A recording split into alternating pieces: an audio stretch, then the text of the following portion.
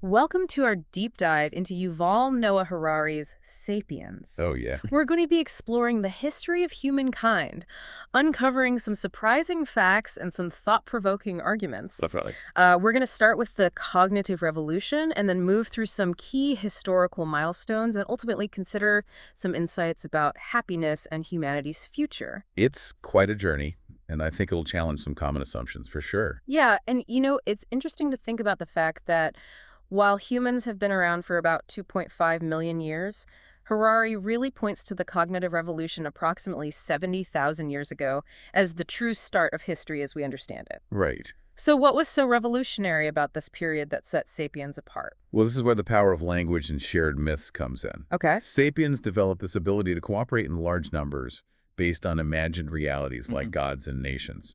And this was and is a really powerful force. Yeah. I mean, think about it. Corporations are a great modern example, right? They hold immense power, yet they exist solely because we collectively believe in them as legal entities. Yeah, it's like a superpower almost, this ability to build empires and economies based on shared beliefs. It is. But speaking of believing in things that we can't see or touch, what kind of evidence do we actually have for this cognitive revolution? Well, we've got some intriguing clues like ancient cave paintings. Oh, right. The ones in France, for example, they're around 30,000 years old, and we don't know for sure what they represent. But their complexity suggests advanced symbolic thought and social structures. Okay. Another fascinating example is the Sunja burial site in Russia. Oh, yeah. Their skeletons from 30,000 years ago are adorned with these elaborate decorations, Oh, suggesting social hierarchies and skilled craftsmanship even back then. that's amazing. These findings really challenge the notion of early humans as primitive. Right. Their behavior and beliefs were far more intricate than we often imagine. It really makes you wonder what else we might uncover as archaeological research continues. Oh, absolutely. It's a fascinating field. Mm-hmm. Now, another critical factor in human development was fire. Okay. And we often think of fire as simply a tool for warmth and protection. Sure. But Harari suggests that cooking with fire really marked a pivotal moment in human evolution and created a significant gulf between us and other animals. In what way? Well, cooking made food easier to digest, and this had significant consequences. Okay. Chimpanzees, for example, our closest relatives, they spend around 5 hours a day chewing raw food. Really? Humans, on the other hand, we get by with about an hour of eating thanks to cooking. Wow. That's a big difference. It is, and this efficiency freed up time and energy for other pursuits. Right. Some scholars even believe that this shift to cooked food and the resulting reduction in intestine size actually played a role in allowing our brains to grow larger. It's a fascinating connection. We are what we eat, as they say. Indeed, but our mastery of fire and the resulting advantages it offered had a significant impact on the environment as well. How so? Well, as sapiens spread across the globe, their arrival often coincided with megafauna extinction events. Are we talking about the disappearance of those giant kangaroos and wombats in Australia when sapiens arrived around 45,000 years ago? Exactly. While there's debate about the exact cause of these extinctions, Sure. the timing is hard to ignore. Was it hunting, Right. use of fire to alter landscapes, climate change, or a combination of these factors, whatever the cause? Sapiens clearly played a role. Yeah. Similar extinctions occurred in America around 14,000 BC when sapiens reached the continent. Wow.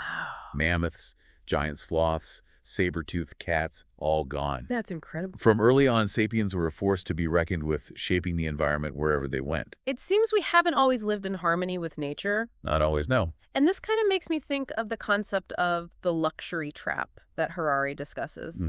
Can you explain what he means by that? Sure. He argues that advancements that appear beneficial can actually create new needs and dependencies, sometimes with unintended consequences. Okay. For example, the agricultural revolution, which began around 12,000 years ago, allowed for larger settled communities and a more reliable food supply. Sounds great. It certainly seems like a major step forward. It was in many ways, but it also led to increased workloads, Oh. less varied diets, and greater vulnerability to famine and disease for many people. Right. They became tied to the land in a way that hunter-gatherers were not. I see. And this luxury trap idea is something we can even relate to in our modern lives. Oh, yeah. I mean, we have time-saved devices galore, Absolutely. but often find ourselves just as busy, if not busier than ever before. It's like we're constantly chasing our tails. Yeah. But the agricultural revolution, while it had its downsides, did set the stage for larger settlements, which led to the development of cities and eventually empires. Right. So what were some of the earliest examples of cities? Jericho dating back to 9000 BC Yeah. is one, and there's Catalhoyuk in modern-day Turkey from around 7000 BC, which might have been even larger. Wow. By 4000 BC, cities with tens of thousands of inhabitants were springing up throughout the Fertile Crescent. It's hard to even imagine. It is. And the Akkadian Empire, which emerged around 2250 BC, provides a really powerful example of the impact of these new social structures. Yeah. It boasted 1 million subjects and a standing army of 5,400 soldiers. That's right. Just imagine the level of organization needed to manage a population that size. Yeah, it's mind-boggling. And empires only continue to grow from there, They did. each requiring new forms of administration, taxation, and social control. Exactly. So from small bands of hunter-gatherers to sprawling cities and mighty empires, it makes you wonder what held these massive structures together. That's a great question. Was it just brute force or something more? Well, Harari argues that all human societies, from small hunter-gatherer bands to sprawling empires, are built on imagined hierarchies. There's no inherent biological reason why one person should have more power or status than another. Okay. It's all based on shared beliefs and stories that we create and reinforce. So why did different societies create different types of hierarchies then? Well, it's a complex interplay of historical, cultural, and environmental factors. Some societies, like traditional India, developed caste systems. Others, like the Ottoman Empire, organized around religious hierarchies. Okay. In America, racial hierarchies emerged shaped by the legacy of slavery and colonialism. Right. But none of these hierarchies are based on objective truth. They're imagined realities that gained power because enough people believed in them. It's a pretty radical idea that these seemingly solid structures of power are essentially built on stories we tell ourselves. It is. And this makes me think about, the concept of justice and equality. Like, if it's all imagined, how can we even begin to talk about those things? It's an important question, and one that Harari doesn't shy away from. He compares the Code of Hammurabi from ancient Babylon with the American Declaration of Independence.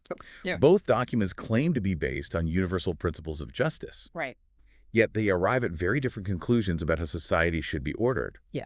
One emphasizes hierarchy, the other equality, but both are ultimately based on imagined orders. It's interesting to consider these founding documents, often seen as fixed and absolute, as simply different expressions of imagined realities. Exactly. It really makes you think about where our own values and beliefs come from. Right? And how they shape our understanding of the world. Speaking of shaping our understanding of the world, the next part of our deep dive takes us into some pretty controversial territory. Oh, yeah. The very idea of natural versus unnatural behavior. It's an area ripe with debate and often deeply held beliefs. Absolutely. But Harari's take on it is pretty thought-provoking. It is? He argues that the concept of unnatural behavior, as it is commonly understood, is fundamentally flawed. From a purely biological perspective, anything that's possible is also natural. I mean, he suggests that this notion of unnatural behavior is actually rooted in Christian theology, not science. Okay. Christian theology posits that God created nature with a specific purpose in mind, and any deviation from that purpose is seen as unnatural. Right. But evolution doesn't work that way. Organs and behaviors evolve to serve certain functions, but those functions can change and adapt over time. Sure. Take our mouths, for example. Yeah. Their original purpose was for taking in nutrients, Right. but we also use them for kissing, speaking, even whistling. I guess those activities weren't part of some grand design. Right, it makes sense that nature is more flexible than that. Yeah. He also uses the example of birds' feathers. Okay. Feathers likely evolved for insulation, not for flight. Huh. But over time, they were adapted for that new purpose. That's fascinating. So what's natural is often more about adaptation and change than rigid adherence to some preordained plan. I see. And this idea of what's natural extends to the roles we associate with men and women as well. Absolutely.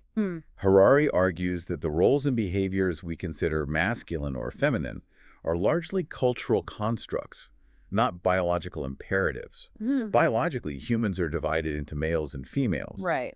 But man and woman are social categories shaped by cultural norms and expectations. And those vary widely across time and societies. Of course. There's no single natural way to be a man or a woman. Right. Just as there's no single natural way to organize a society. So we've covered a lot of ground here. We have. From the power of shared myths and the impact of fire, to the complexities of imagined hierarchies and the fluidity of what we consider natural. It seems clear that human history is a complex tapestry woven from both material forces and the stories we tell ourselves. And there are many more threads to explore in that tapestry. Where will our deep dive into Sapiens take us next? Well, let's delve into the evolution of writing and the rise of money, two interconnected developments that have profoundly shaped the course of human civilization. Okay, I'm ready. It's amazing to think about how much of our world relies on writing and money. It really is, and they have a fascinating history full of surprising twists and turns. Oh, yeah. For most of human history, neither existed. Right. The earliest forms of writing, what Harari calls partial scripts, emerged around 3500 BC, primarily for record-keeping purposes. So not quite epic poems and love letters yet? Not at that point. Okay.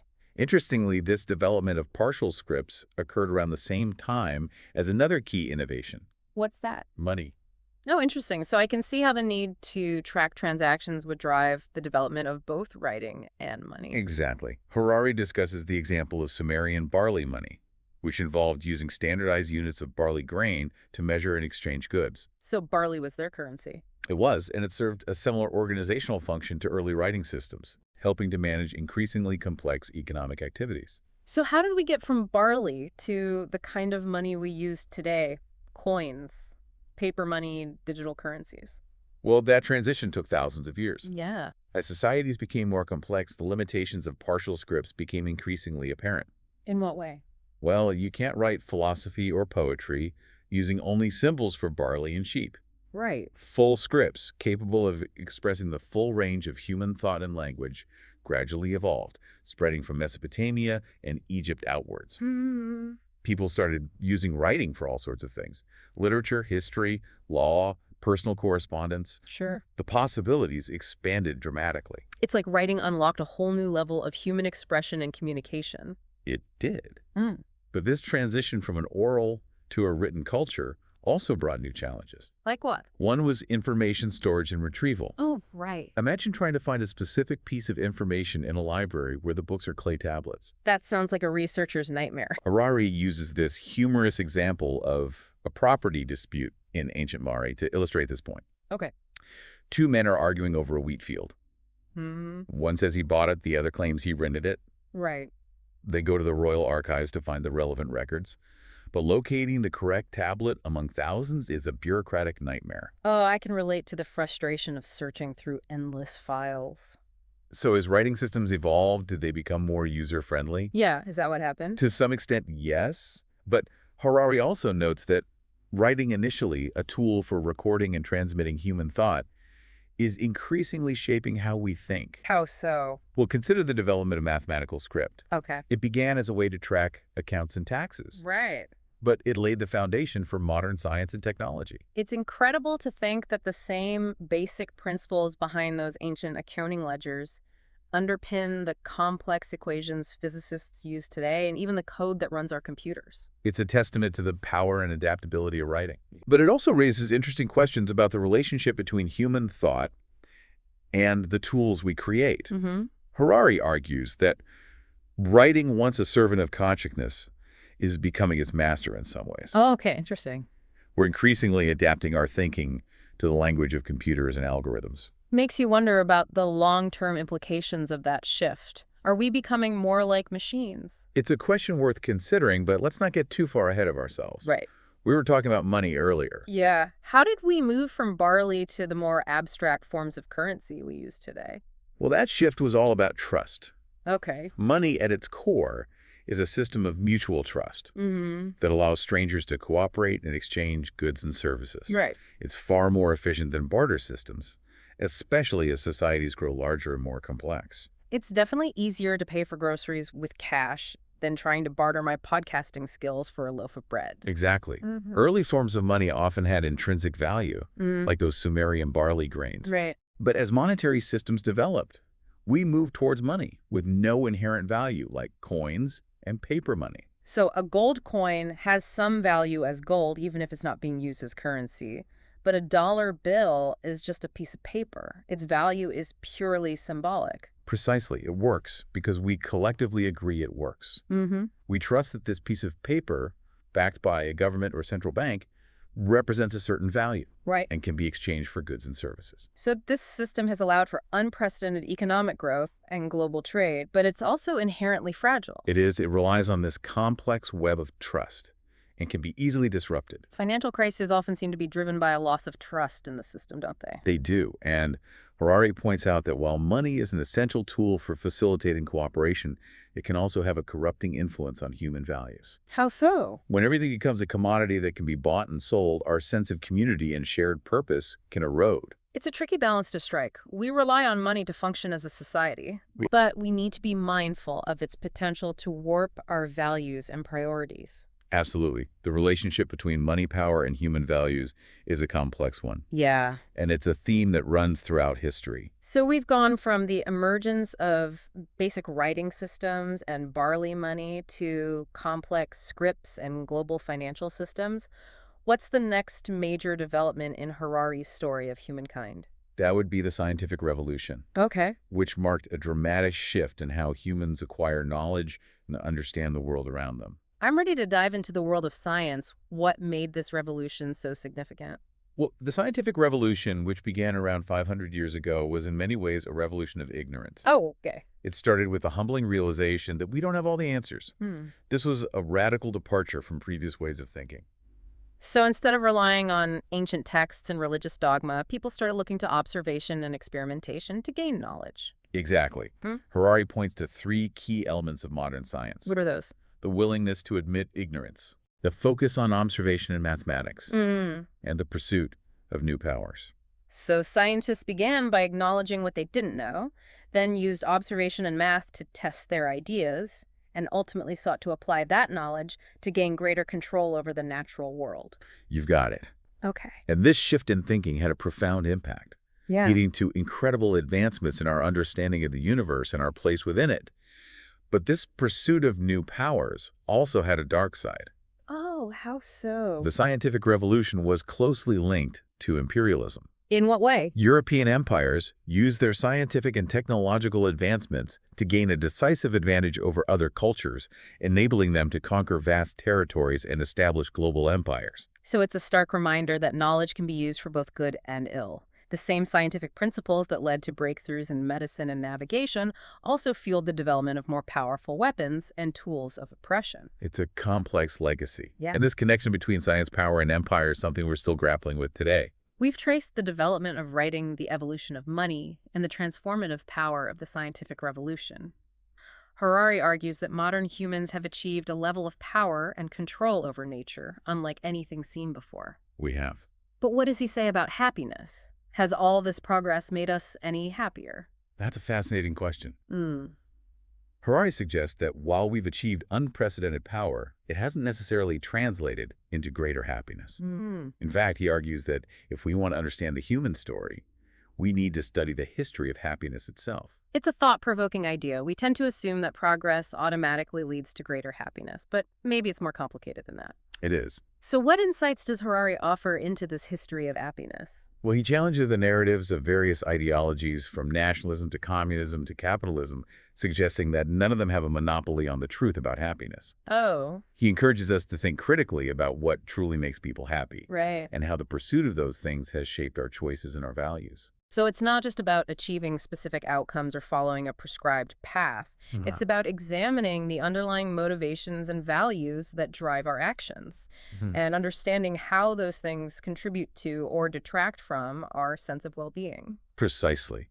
And this brings us to some fascinating research being done by biologists who are studying happiness from a scientific perspective. Biologists studying happiness. I'm intrigued. What's their approach? Well, they're using the same tools that social scientists use to study happiness, like questionnaires that measure subjective well-being. But instead of looking at external factors like wealth or political freedom, Right. they're examining the role of biochemistry and genetics. So they're looking inside the brain trying to understand the biological mechanisms that underpin happiness. What are they finding? Their findings are challenging some deeply held assumptions. They suggest that our happiness, like all of our mental and emotional states, is ultimately determined by our biochemistry. So you're saying that happiness is, in a sense, pre-programmed? It's all about our genes and brain chemistry? It's a provocative idea, Yeah. and it raises lots of questions about free will and the nature of happiness. It certainly makes you wonder about the impact of our choices and actions if happiness is ultimately determined by our biology. But where does this leave us in terms of the future of humanity? That's the question that Harari tackles in the final chapters of Sapiens. Okay. He explores various possibilities, some inspiring, some unsettling, Right. and all shaped by the choices we make in the present. So if our happiness is rooted in our biochemistry, does that mean, like, our choices and actions are meaningless? Not necessarily. While our baseline happiness might be influenced by our genes, our experiences and choices can still impact our brain chemistry and our emotional well-being. Okay. It's a complex interplay of nature and nurture. So we're not just slaves to our biology. There's still agency there. But what does this mean for the future? Where does Harari see humanity heading? Well, Harari explores some pretty fascinating and sometimes unsettling possibilities. Okay, like what? One is the quest for immortality. Advances in biotechnology and artificial intelligence could potentially allow humans to overcome aging and death. Immortality. Wow, that's a pretty profound concept. I wonder how it would change our perspective on life if we knew we could live forever. Would we become more reckless or more cautious? Would we value each moment more or less? It raises all sorts of philosophical questions about the meaning of life. Yeah. The value of experience, the nature of consciousness. Imagine the impact on our relationships, our goals, our sense of purpose. It's mind-boggling to contemplate. It certainly challenges our conventional notions of what it means to be human. What other possibilities does Harari discuss? Another is the rise of a global empire. Okay. As nationalism declines and global issues like climate change become more pressing, we might see a single global government emerge, perhaps a more benevolent version of the empires of the past. A single government for the entire planet. It's hard to even imagine how that would work. Could such a massive entity truly govern effectively and fairly? Well, it's a huge challenge. Concentrating power in the hands of a few always carries the risk of tyranny and oppression. Right. But Harari suggests that a global empire might be the only way to effectively address global challenges that transcend national borders. So the potential benefits might outweigh the risks. It's a question that humanity might have to grapple with sooner than we think. Are there any other possibilities that Harari explores? Yeah, he also considers the potential for an even more unequal future shaped by technologies like genetic engineering. Ah. Imagine a world where the wealthy can enhance their intelligence, their lifespan, even their physical abilities, while the poor are left behind, further widening the gap between the haves and the have-nots. That's a pretty bleak scenario. It sounds like something out of a dystopian science fiction novel. Is there any way to prevent that kind of future? Harari doesn't offer any easy answers, but he emphasizes the importance of making conscious choices about how we develop and use these powerful technologies. We need to consider the ethical implications, the potential for unintended consequences, and the impact on social equality and justice. So the future isn't predetermined. It's shaped by the decisions we make today. It is. It's a powerful reminder that we're not just passive observers of history. Right. We're active participants shaping the course of events with every choice we make. Exactly. And that's the key takeaway from Sapiens. It's not just a history book. It's a call to action, urging us to think critically about our place in the grand narrative of humanity and to make choices that create a better future for ourselves and for generations to come. This deep dive into Sapiens has been a truly thought-provoking journey, from the cognitive revolution to the potential for immortality, and beyond. Harari's insights challenge our assumptions, expand our understanding of the human story, and leave us with more questions than answers. And that's a good thing, isn't it? It sparks curiosity, encourages critical thinking, and ultimately empowers us to make more informed choices about the future we want to create. Well said. If this deep dive has inspired you to think differently about the past, the present, and the future, then it has served its purpose. Thanks for joining us on this incredible journey through human history. We hope you'll join us again for our next deep dive into a new and fascinating topic. Until then, keep exploring, keep questioning, and keep learning.